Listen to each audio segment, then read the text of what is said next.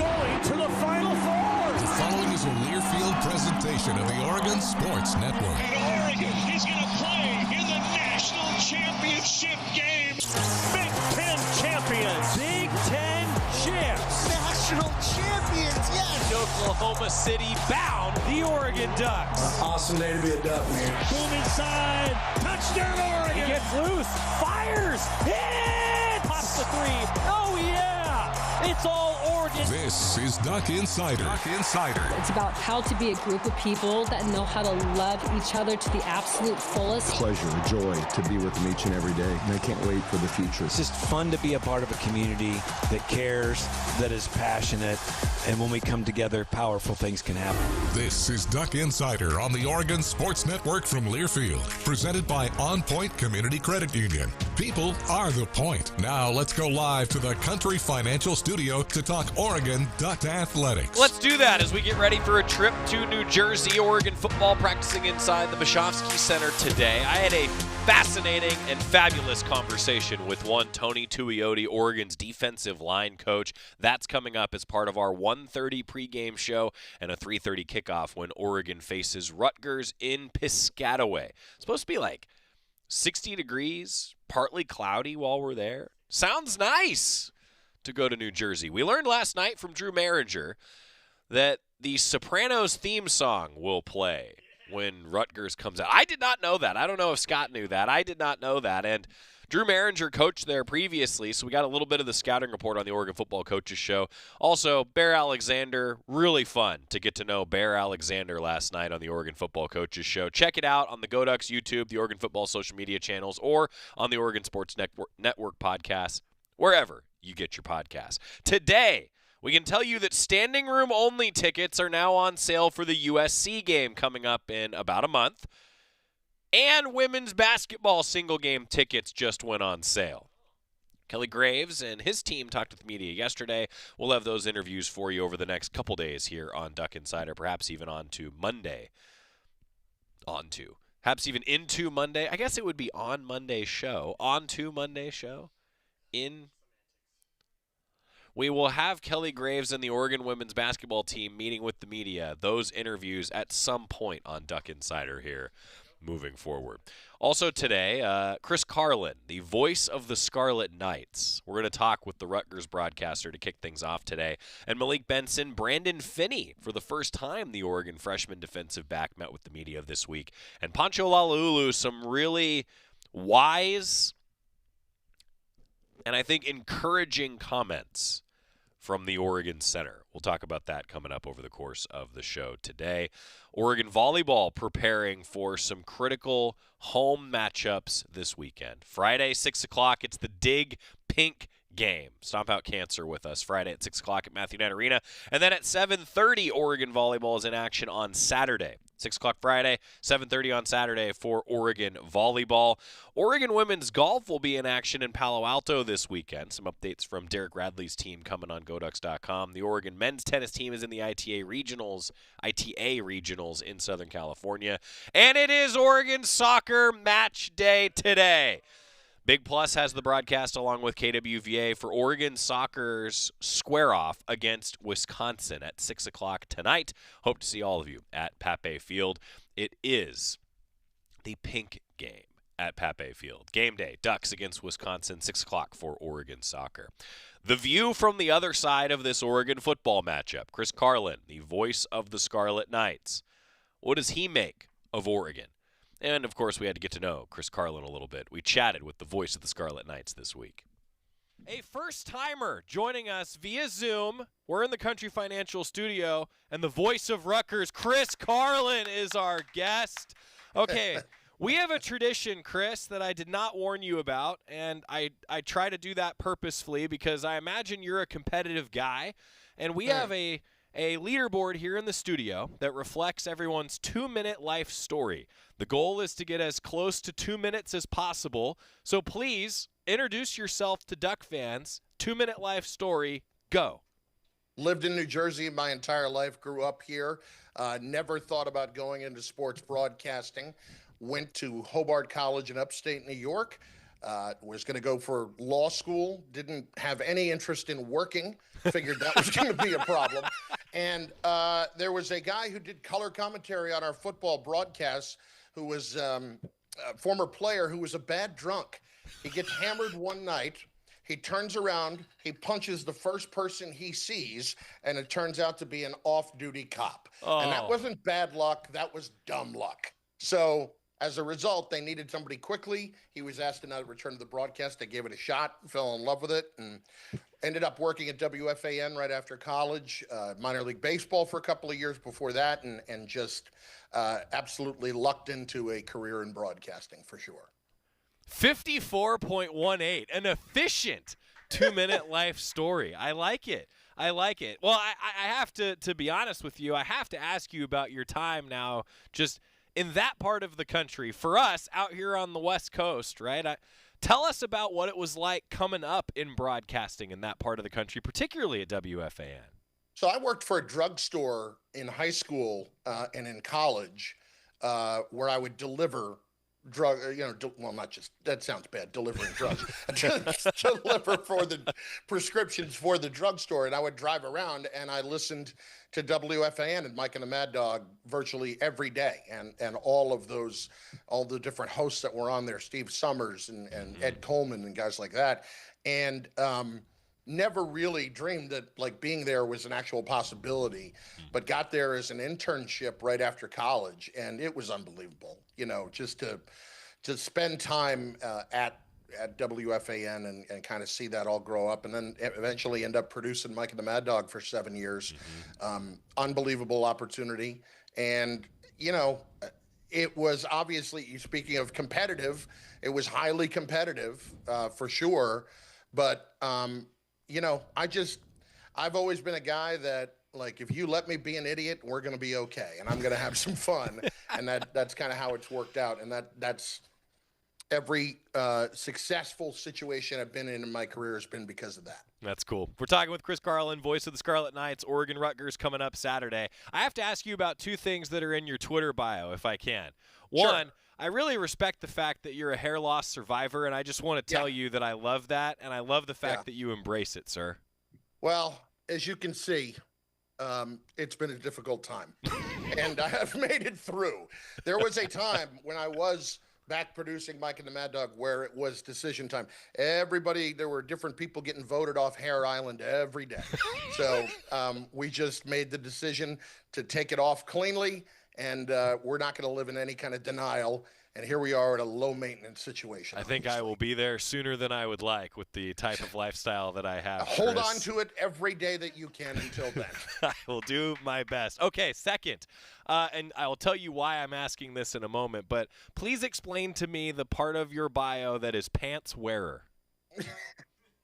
I would contend that there is no word in the English language that is consistently more funny if you use it than pants. Just what it means. And I took that from David Letterman because of the name of his company was Worldwide Pants. Yep. And I think pants is funny. That's all. Okay. And when we put that in there, it was just, I'm a pants wearer. That's what I do. Yeah, that's great. Put that in the bio. I ask because our longtime color analyst, Mike Jorgensen, has never worn pants at a football game. He always wears shorts. He has worn shorts every game for now 36 years. And this Saturday, he will be wearing shorts, Chris. So if you see a guy in shorts, you can be like, oh, that's Jorgie.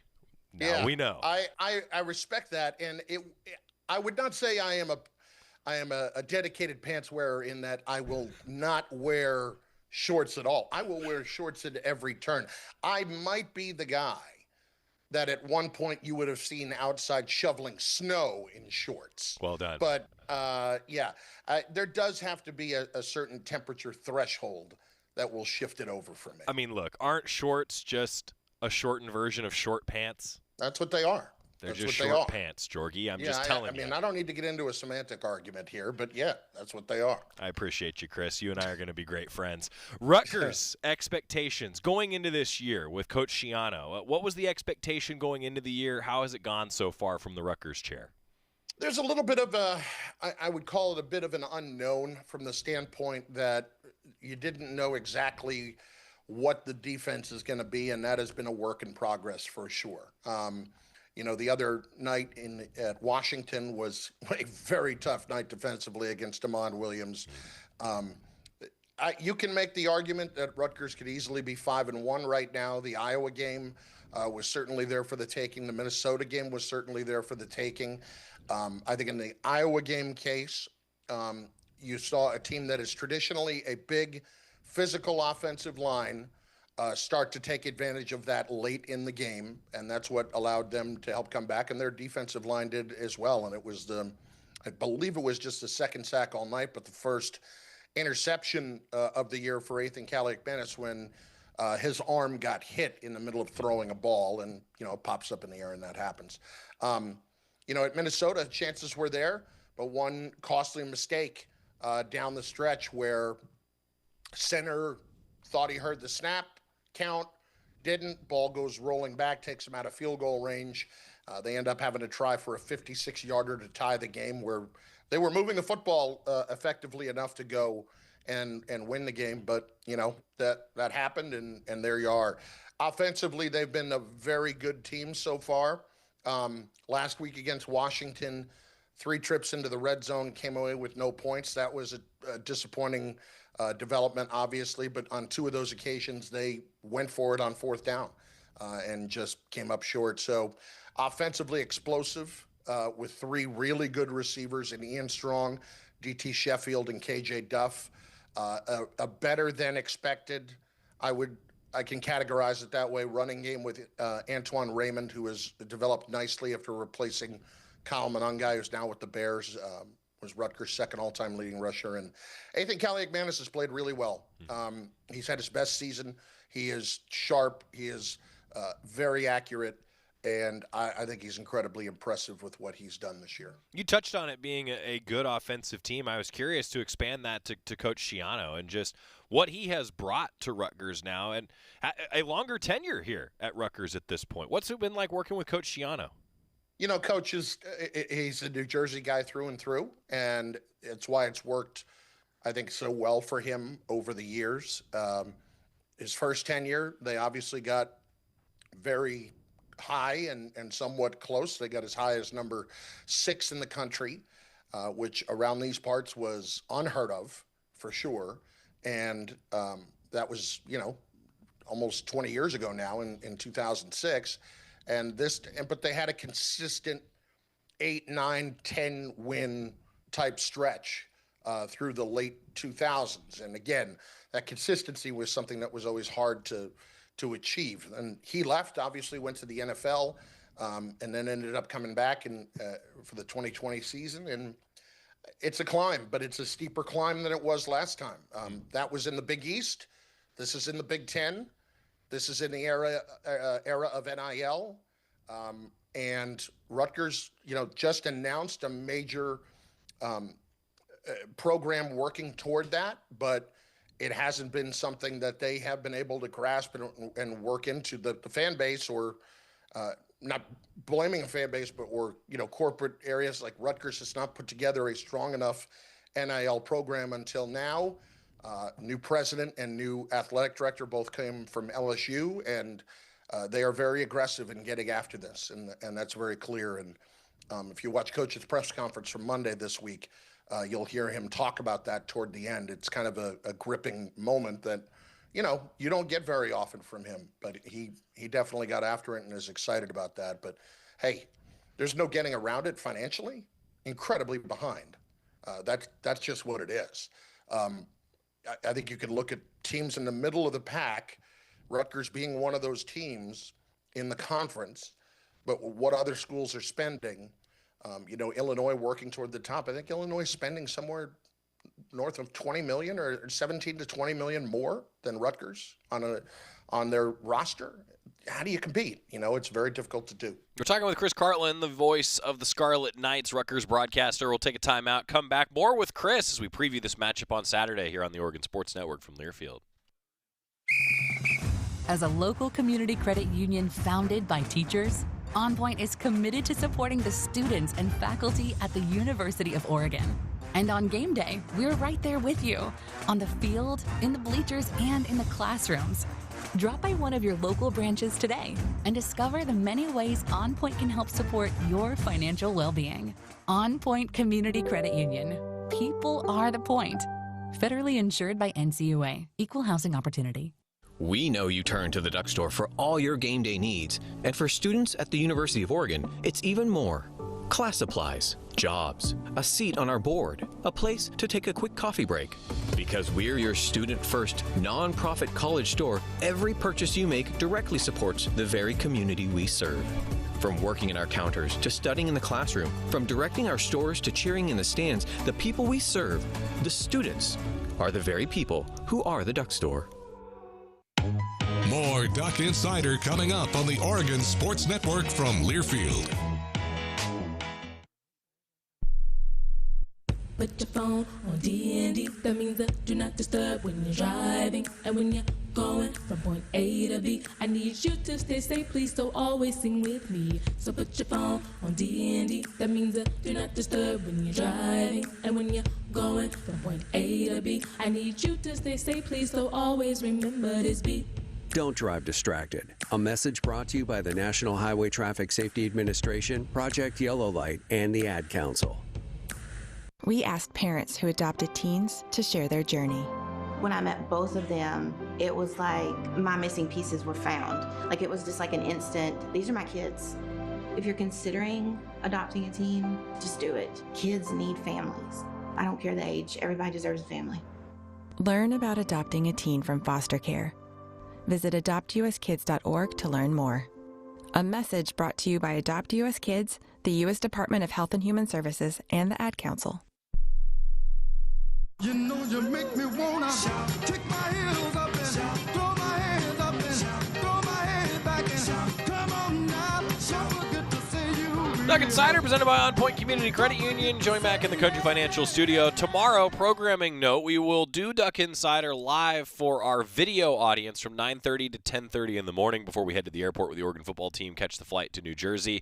Those of you who listen on our terrestrial affiliate radio stations or on your podcast of your choice, that regular time, standard operating procedure. However, those of you that watch the show, we will be doing the show live from 9:30 to 10:30 in the morning. We'll see how hyped up Jerry and Georgie are when they're here early in the morning.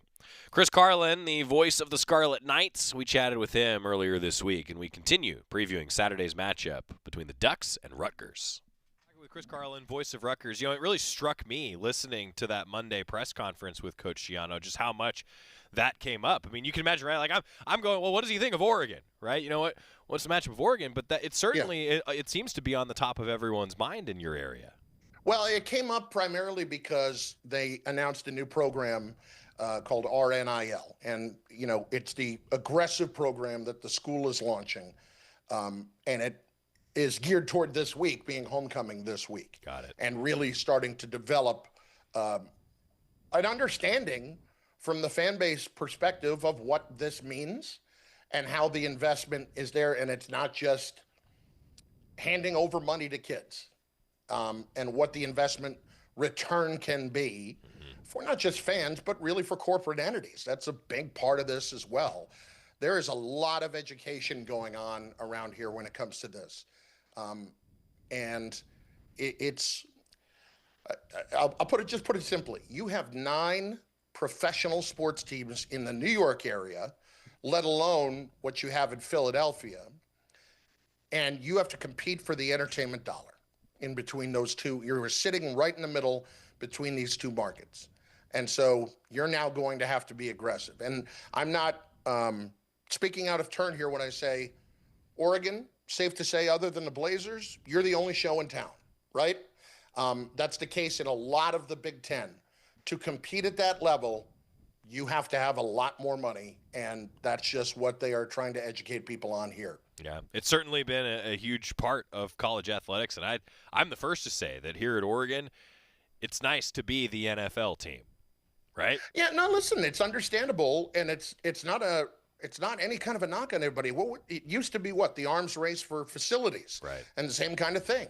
And I remember going about 10 years ago now. I was working for Sirius XM, and I went on a training camp tour doing shows down in the SEC, and we went to Georgia, and they were just showing me this beautiful new indoor practice facility. Rutgers, has a bubble, but didn't have anything like this. It was $30 million. Well, okay, how'd you pay for it? Well, we were going to raise 15 and then take 15 out of, just what we have and pay for it. First of all, take 15 out of what they had. Just, here you go. That's one. And then number two, raise 15. They raised 22 and a half in a day and a half.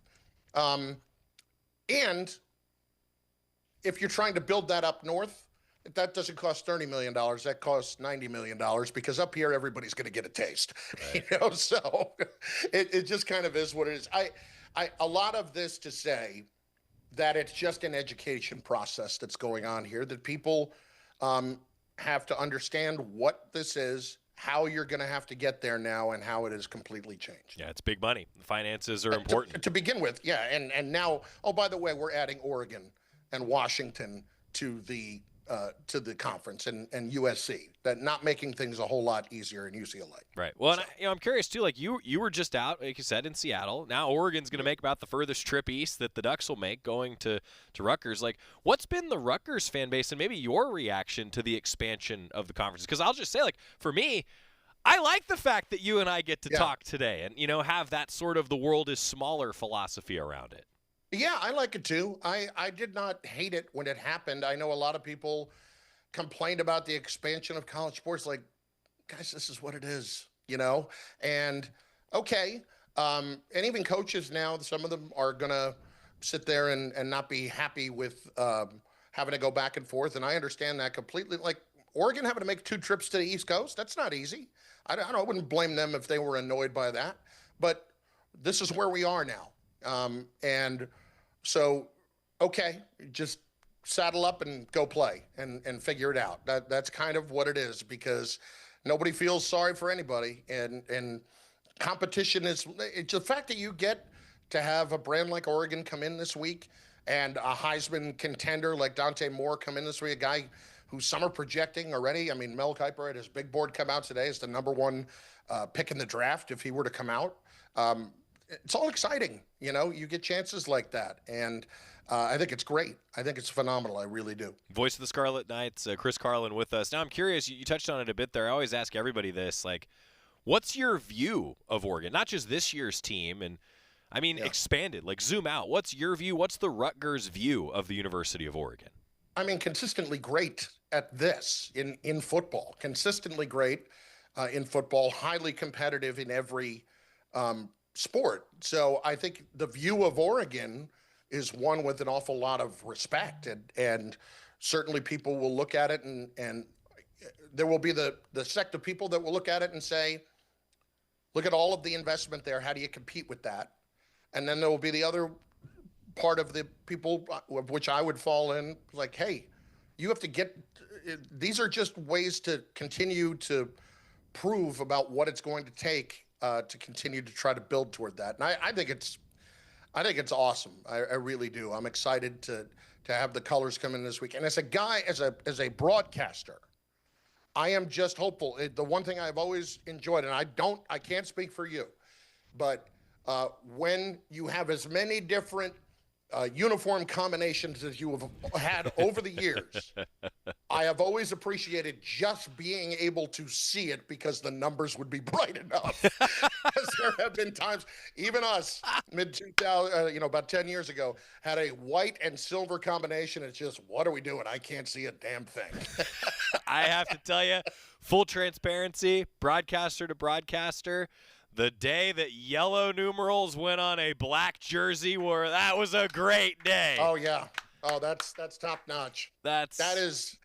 Somebody was looking out for us there. Yeah, no doubt. I'm with you. We agree. We agree. Our friends at Nike, believe me, we've told them.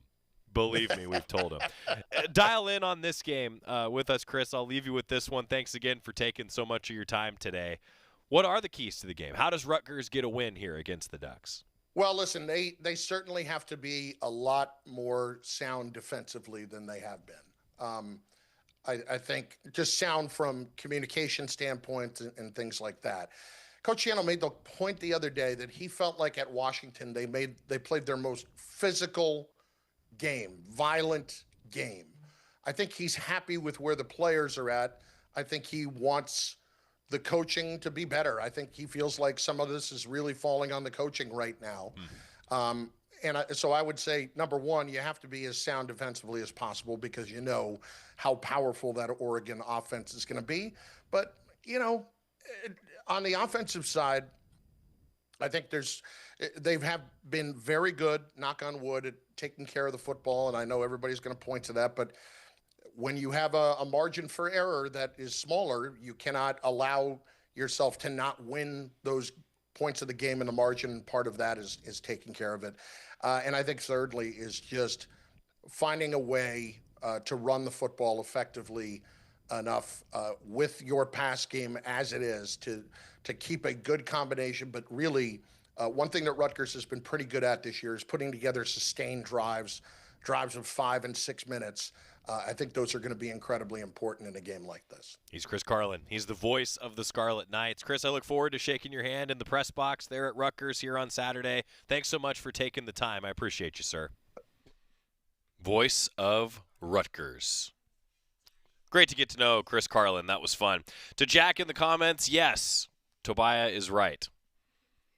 Now we're going to talk with Malik Benson, Brandon Finny, Poncho Lalulu. That's all coming up. Stick with us. It's Oregon Soccer Game Day as well on the Oregon Sports Network from Learfield. Dear Truckin' Awesome, Toyota Tundra's got heart-pounding horsepower. Tacoma is one rugged ride, and the 4Runner is tough as nails. Truck yeah. Find yours at Toyota.com. Toyota, let's go places. As a local community credit union founded by teachers, OnPoint is committed to supporting the students and faculty at the University of Oregon. And on game day, we're right there with you, on the field, in the bleachers, and in the classrooms. Drop by one of your local branches today and discover the many ways OnPoint can help support your financial well-being. OnPoint Community Credit Union. People are the point. Federally insured by NCUA. Equal housing opportunity. Dear Truckin' Awesome, Toyota Tundra's got heart-pounding horsepower. Tacoma is one rugged ride, and the 4Runner is tough as nails. Truck yeah. Find yours at Toyota.com. Toyota, let's go places. Don't go anywhere. Duck Insider continues after these messages on the Oregon Sports Network from Learfield.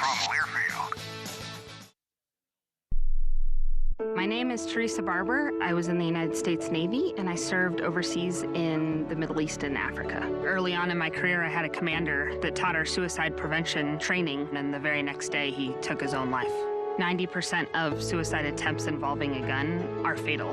My way of continuing my service is to help protect my community by being a responsible gun owner and by storing firearms safely. Store all your guns securely. Help stop suicide. Brought to you by End Family Fire and the Ad Council. This message is for Shauna, my mom who just finished her high school diploma. I wanted to say I'm so proud of you for finishing school. You told me it's never too late to achieve your dreams. I hope to make you as proud as you have made me. When you graduate, they graduate. Finish your high school diploma for you and for them. Visit finishyourdiploma.org to find free and supportive adult education centers near you. Brought to you by the Dollar General Literacy Foundation and the Ad Council. I want you to know. I said I want you to know right now. You've been good to me,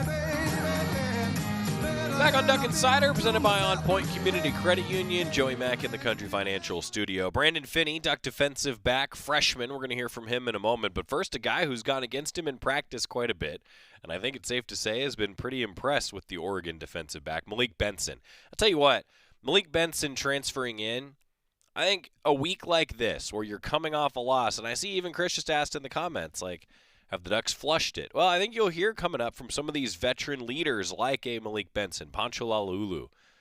I think the Ducks have done a nice job this week in terms of responding. I think you'll like on that subject what Malik Benson has to say, and I mean it. His transfer in really helps a week like this. Listen to Malik Benson. Malik, what was maybe the most frustrating part of the loss, and kind of what's been the team's mood in the kind of days after? Just, after the game, we felt like we didn't, execute to our standard. I feel like that was probably the most heartbreaking thing. Malik, since Dan Lanny's taken over the program at Oregon, this program has not lost back-to-back games since he's been head coach. From what you've seen in practice from Coach Lanning, the staff, the players, what gives you the confidence that that's going to stay true this weekend when you guys take on Rutgers? Really just knowing that, we're all dogs and things like that, and we don't like losing. And, it was a heartbreaking loss, but, we're all focused, got our head on to, get the correction and do what we need to do to bounce back. Quarterbacks always get too much credit and too much blame with wins and losses. Just when it's a tough one for Dante this past week, how have you seen him respond the last 2-3 days? What does that look like? Just at the position, we ask quarterbacks to be, the superhero and the Superman of, the show and things like that. So everybody's going to have a bad game, but obviously, like you said, when, it's by the quarterback, they, either congratulate him or put the blame on him. So it's really just us, being behind him and, just telling them that it's going to be okay. Just because of one loss, we still got confidence in and things like that. But he's really stepped up a notch and realized, like, we can be beat any given week. So it's just like everybody just got to have each other's back. Was that kind of a wake-up call? You mentioned it there at the end of just like kind of realizing you can be beat every week. Was this, not that they needed a loss, but was this something that helps this team kind of realize that? Most definitely. We haven't, to that point, really lost a game and things like that. So just finally going against a really good opponent in Indiana, you just give credit to them and their game plan, what they came out to do. They got us, but, it's a long season. And, just luckily we're not in the era where it's 14 playoffs. So, one loss doesn't define the season. And we're just going to make us more hungry. In terms of this Saturday, what have you seen from the Rutgers secondary and just going up against this defense? They're just a really good secondary. They got some good guys over there, and it's going to be a test, another road game for us, traveling across the world. So, we can't let that get to us. But, I'm very excited to, just get another opportunity to be out there with my guys, no matter home game and away game. The camaraderie and team chemistry seems like it's been very high with this team all year. And I'm curious if you had any wonder of how that would look when you guys are actually faced with kind of like your first real kind of showing of adversity of when things haven't been working, you know what I mean? Like I said, the game didn't go the way it's supposed to, but, it made leaders have to become leaders and really just show their colors. And, we have a very young team. So, guys like me, I had to step in and, just tell the guys, like, bro, we're good. Like, it's going to be the spark. Obviously, the game didn't go the way we wanted it to go, but, we can't really think about it too much. We just got to go out there and just next game focus and just learn from the loss and things like that. You mentioned leaders stepping forward. Can you mention a couple of guys who maybe done that?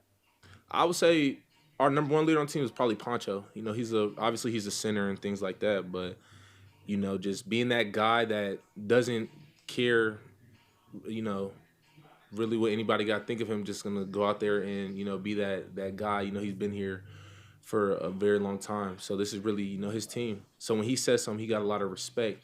But guys like Tatum, Mateo on that defensive side. But really, I just like about this team that no matter if you're a fifth-year guy, no matter if you're a freshman, everybody got a voice. It's everybody's team. So it's not that we're just praying and hoping on the older guys that have been in the program to, always say something. Younger guys that are stepping up, like Finny, for example, made a big play. He has a voice. And him just being able to showcase his voice, that just goes to show that, we're going to have a really good team when, guys that, wouldn't expect say something. When they say something, it's like, okay, I can respect that because I see the way that he works. What would the ideal bounce back game look like for your offense out in Rutgers? Honestly, just going out there and just doing what we do. The Oregon offense, explosive plays and things like that. But honestly, what I want to see is just us playing, doing our 111, and everybody just doing their job and things like that. I feel like once everyone does their 111, we can't be stopped. Calm, poised, informative. I think Malik Benson is really valuable all season, but particularly this week. Guy who's been through it, transferring in, a veteran in that wide receiver room. Getting back to the basics. Just do your 111. do your 1/11th, farm your land. It's all the things that we hear Coach Lanning talk about. I think that's how you get back on track against Rutgers. At least it's part of how you get back on track against Rutgers. Timeout. When we come back, let's hear from Brandon Finney for the first time this year on the Oregon Sports Network from Learfield. As a local community credit union founded by teachers, OnPoint is committed to supporting the students and faculty at the University of Oregon. And on game day, we're right there with you, on the field, in the bleachers, and in the classrooms. Drop by one of your local branches today and discover the many ways OnPoint can help support your financial well-being. OnPoint Community Credit Union. People are the point. Federally insured by NCUA. Equal housing opportunity. When life blindsides you with an injury, you need a team that's tough. For over 30 years, Morgan & Morgan has been fighting for the people. This season, we're proud to partner with Oregon Athletics. Because whether it's on the field or in the courtroom, we're both determined to do what it takes to win. Morgan & Morgan, proud partner of Oregon Athletics. Injured? Dial pound law. Morgan & Morgan, 10150 Southwest 6th Avenue, Portland. Prior results do not guarantee a similar outcome. Duck Insider continues after this timeout on the Oregon Sports Network from Learfield. Don't act like that. Don't wear that. Don't think that. I've heard everything you tell yourself every time you felt different. And I want you to know that you can be vulnerable and powerful. That taking care of your mind is taking care of everyone you love and who loves you. Love your mind. Find mental health resources at loveyourmindtoday.org. Brought to you by the Huntsman Mental Health Institute and the Ad Council. I'm a pretty great multitasker. I can wash dishes and do laundry. I can roller skate while walking my dog. I can even order lunch while doing my homework. But I can't use my phone while driving. A distracted driver is one of the leading causes of death in the United States. So when it comes to driving, please, don't be a multitasker. Don't drive distracted. A message brought to you by the National Highway Traffic Safety Administration, Project Yellow Light, and the Ad Council.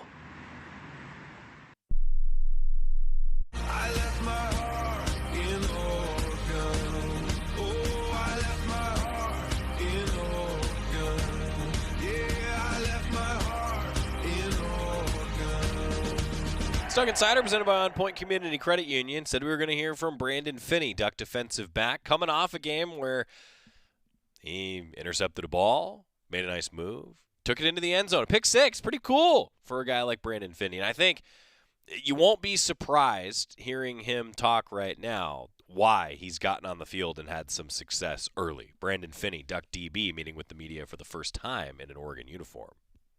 I think every college athlete probably comes to town and thinks about what they can do. Not many people are able to actually achieve that success so early on in their career. What's the last, couple months been like for you actually being able to get on the field, win the job, and then prove that you are one of the best cover corners in the nation? For me, really, coming here, Coach Lanning, Coach Taj, Coach Rodell, Coach Hamp, they had a plan for a process. And for me, it was just really sticking to that process. That's worked my whole life. Why would I stop once I got here? What about coming to Oregon excited you in terms of the opportunities here defensively, what this team's been able to do the past couple of years? Obviously, having such a great secondary, competitive secondary, all of us young guys, knowing that I can come here and compete would only push me to be as good as I can be. So, and then obviously having Coach Taj, Coach Hamp, Coach Wadu. So, yeah. Yeah, kind of like you just said, you've got a group here that's a couple of young guys, maybe guys who've been around for a long time, but your first time playing together, what was that process like of really getting to know each other? It was great. Everybody's friendly, everybody's willing to work, so when you kind of have that mentality, those type of people around, it just makes it easy to do it. When was it clear to you that you'd have an opportunity to have a role like this early, and kind of how have you, I guess, taken that and run with it? Because it's a unique opportunity here.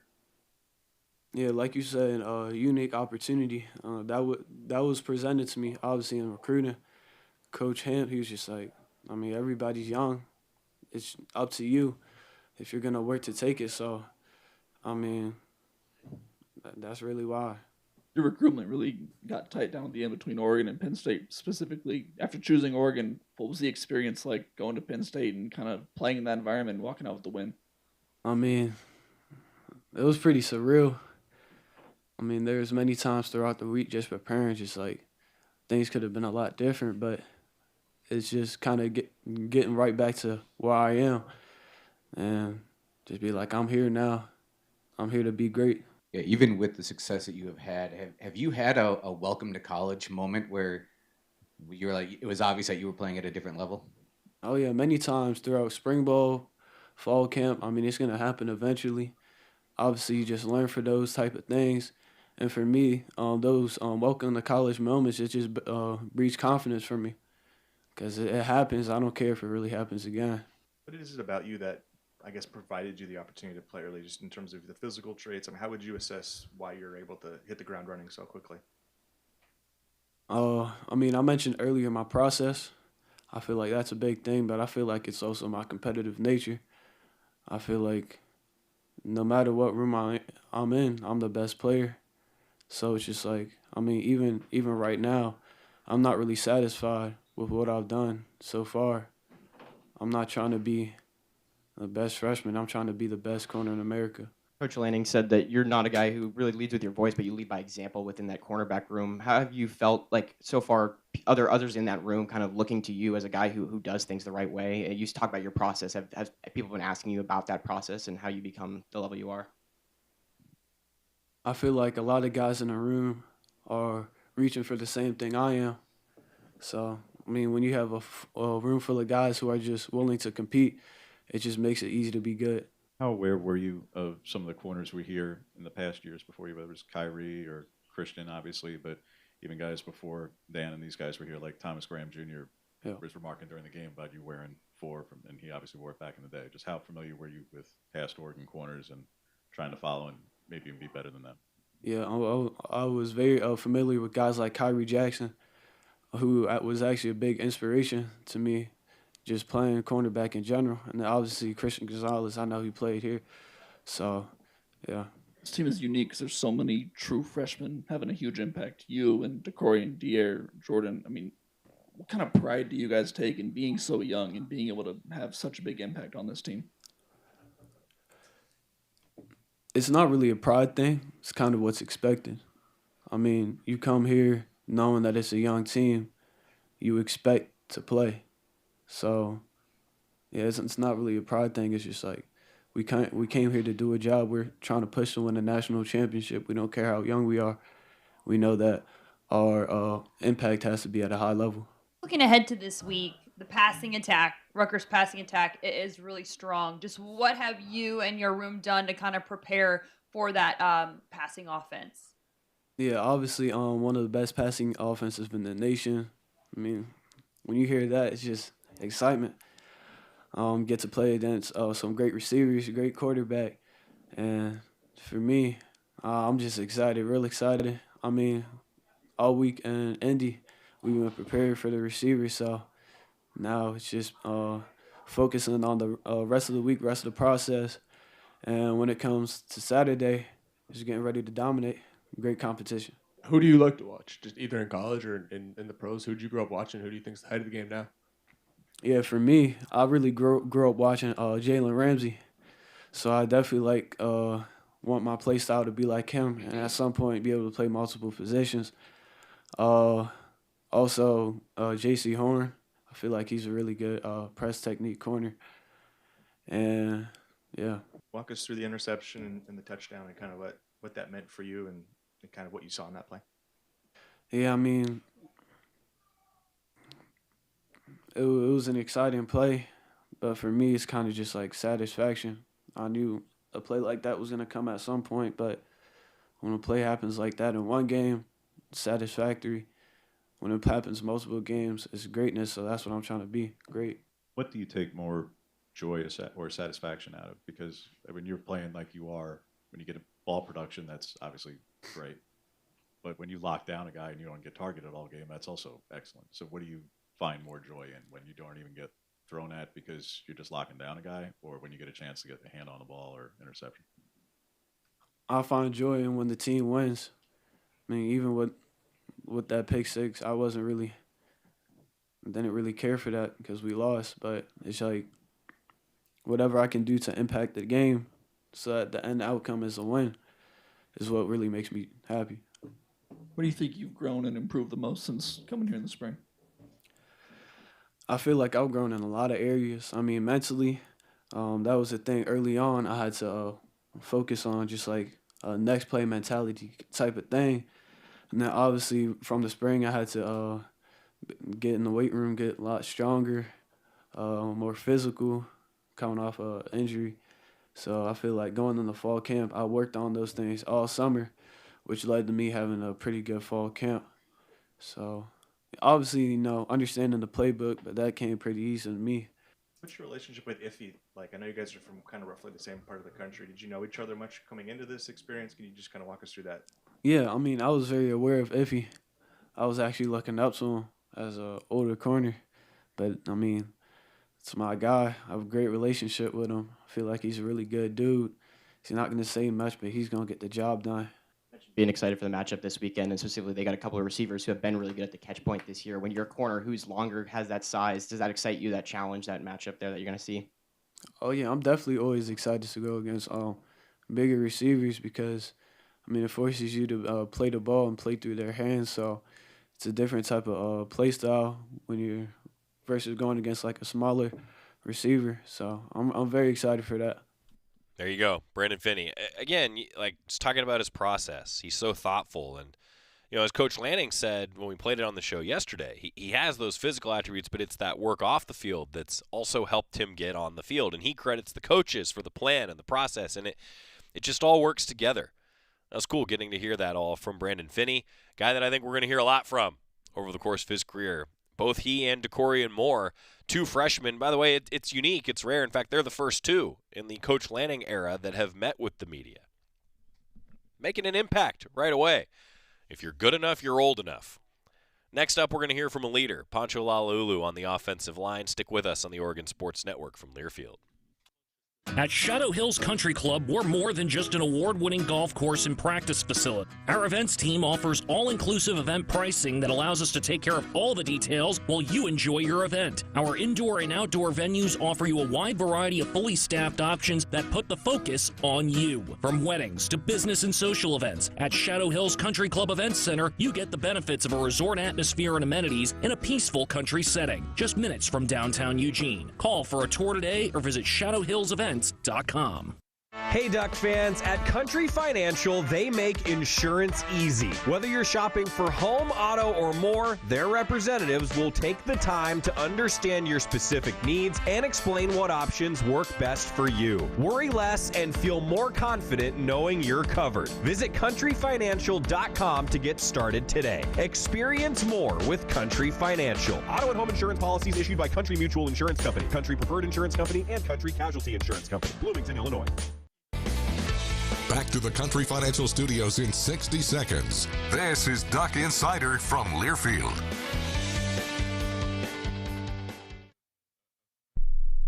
How serious is youth vaping? Irreversible lung damage serious. 1 in 10 kids vape serious, which warrants a serious conversation from a serious parental figure like yourself. Not the seriously know-it-all sports dad or the seriously smart podcaster. It requires a serious conversation that is best had by you. No, seriously, the best person to talk to your child about vaping is you. To start the conversation, visit talkaboutvaping.org. Brought to you by the American Lung Association and the Ad Council. And here's Heather with the weather. Well, it's beautiful out there, sunny and 75, almost a little chilly in the shade. Now, let's get a read on the inside of your car. It is hot. You've only been parked a short time and it's already 99 degrees in there. Let's not leave children in the back seat while running errands. It only takes a few minutes for their body temperatures to rise, and that could be fatal. Cars get hot, fast, and can be deadly. Never leave a child in a car. A message from NHTSA and the Ad Council.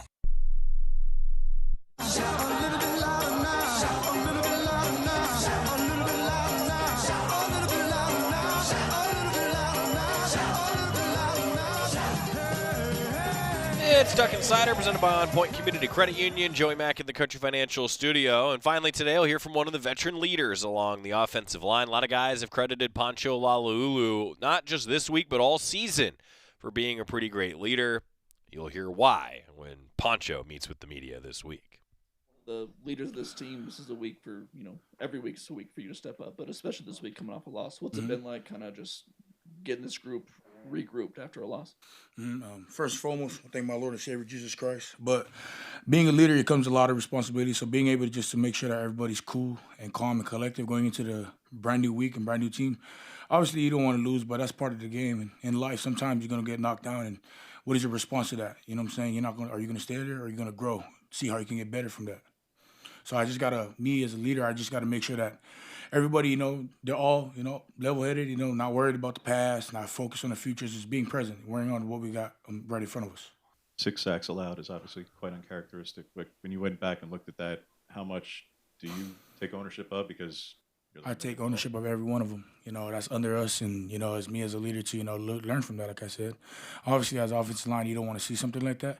But I know my guys and Coach Terry and the law firm, we're going to get right, and we're going to focus on what we got to learn. What were the big lessons to be learned from that game and kind of what Indiana presented? Obviously, you can't go in thinking that you're gonna, beat everybody. Indiana, they had a good game plan. They got good players all over the board. Kudos to them. They did what they did, and they came and compete. We can't just, be lackadaisical. We can't be complacent. You got to make sure that we're always on fire, no matter who we're facing. Whether it's, best team or, whether it's not the best team. You just got to make sure we play everybody at an elite level. What have you seen from Dante this week? Obviously, that was an uncharacteristic game for him. Have you seen him bounce back and kind of attack this week? Yeah, man. Dante, obviously, he came in with a lot of juice. He's been coming in, making sure and emphasizing that everybody has a lot of juice and energy coming in. And I think another thing he's been emphasizing in me as a leader, too, is to make sure that we have joy, in this game and to have fun. Because at the end of the day, it's hard. It's hard to do what we do. So we just got to make sure that we have joy and happiness coming into this week and, just restart and then reload.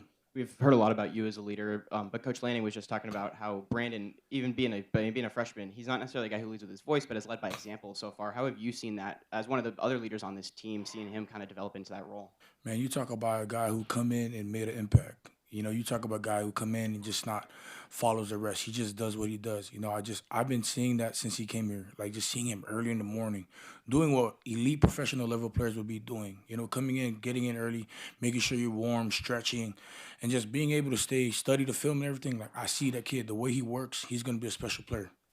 What is your relationship like with Dante in terms of kind of setting everything protection-wise pre-snap, and how are you guys growing there? Because obviously you've dealt with some more experienced quarterbacks in the past. Maybe this is something that he's working on still.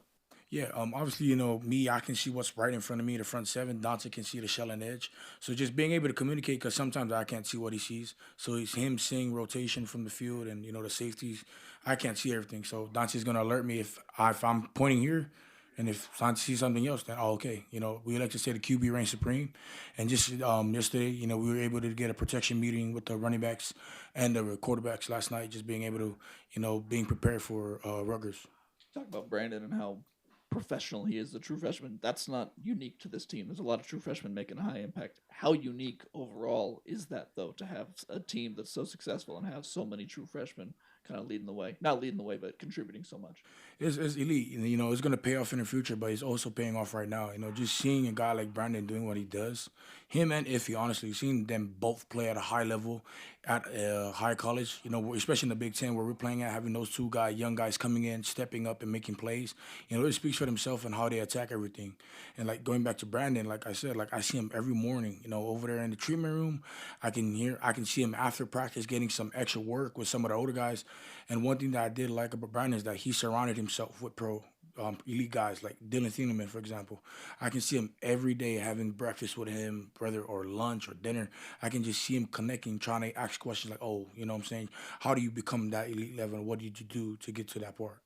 Going back to what you'd said about joy and finding, how do you define joy and what does that look like on a week-to-week basis?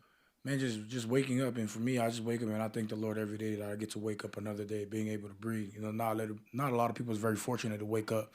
So just being able to wake up and open my eyes and just to be able to play the game of football. There's a lot of people wishing they could be in my seat today, just making sure I'm not taking advantage of the blessings the Lord blessed me with, and just trying to emphasize on everybody else. Like, man, like look where we're at. You know, we all prayed for moments like these, so why let it waste? So just come in here, have enjoy every single day.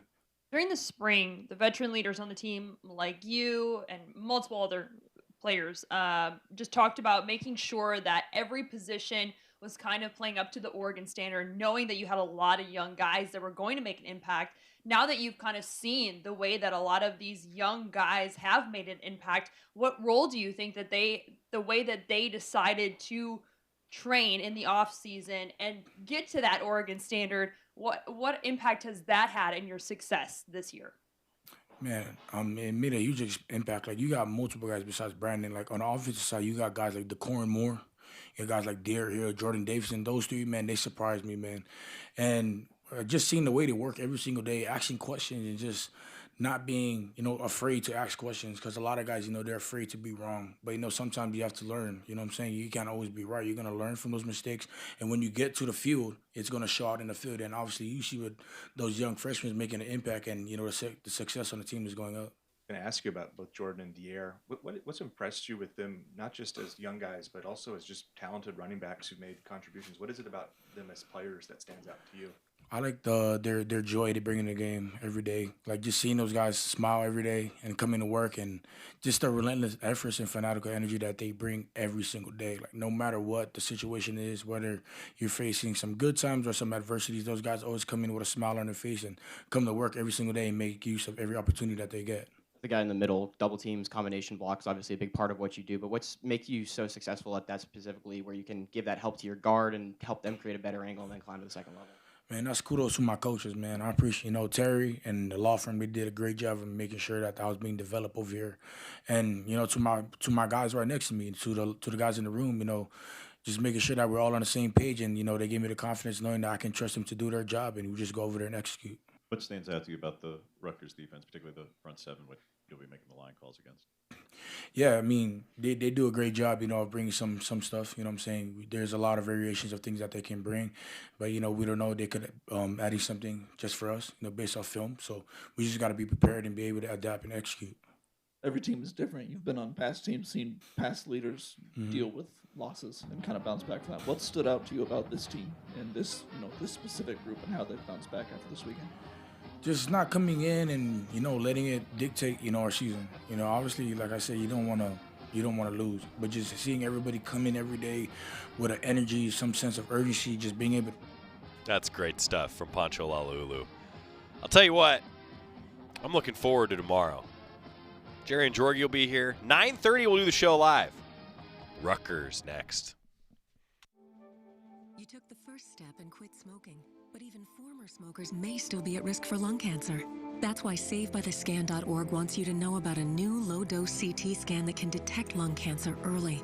It takes only 60 seconds and could save your life. You took the first step, now take the next. Visit SaveByTheScan.